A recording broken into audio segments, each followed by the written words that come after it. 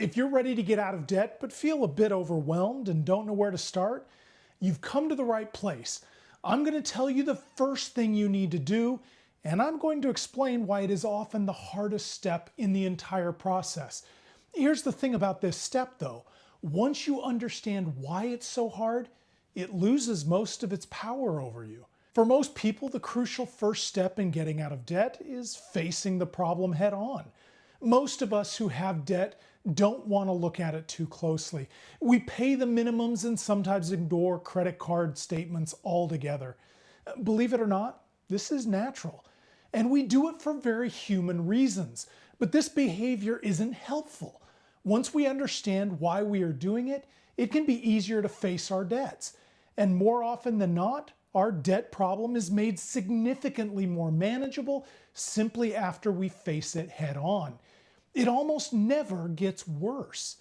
Most people don't want to look too closely at their debt, and there are a few good reasons why. Any one of them, or more than one of these reasons, may be the thing that's holding you back. First is a sense of shame.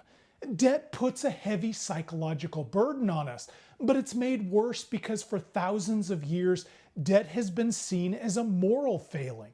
The idea that we are in debt means that there is something wrong with us. Psychologists define shame as a complete negative evaluation of the self that involves feelings of worthlessness or powerlessness. It often involves the imagined or real judgment of others. Debt causes a lot of us to feel shame, even if we aren't really at fault for falling into debt.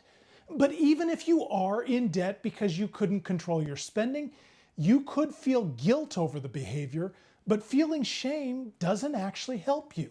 Why? Because shame causes you to question your own worth and agency.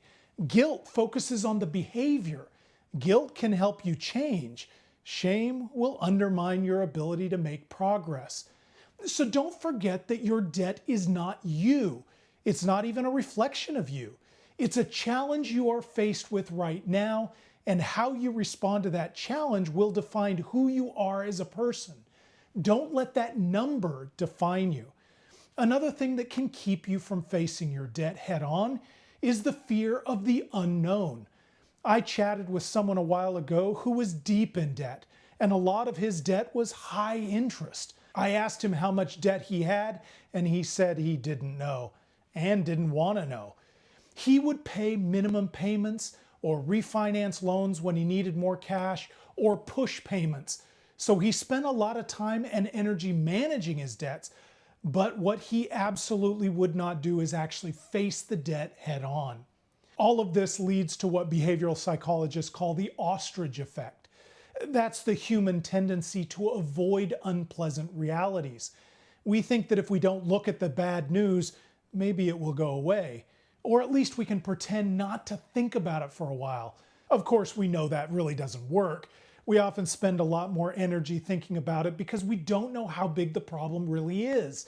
You might even catastrophize about it. You might blow it up into bigger proportions than it really is. The droning stress of the unknown amount of debt can literally cost you a few IQ points. You might not think as clearly as you otherwise would because of the cognitive load imposed by the stress. So the first thing you have to do when you want to seriously tackle your debt is to face it head on. You should gather the following information for each of your debts or credit cards: who you owe, the outstanding balance, the monthly payment, and the interest rate.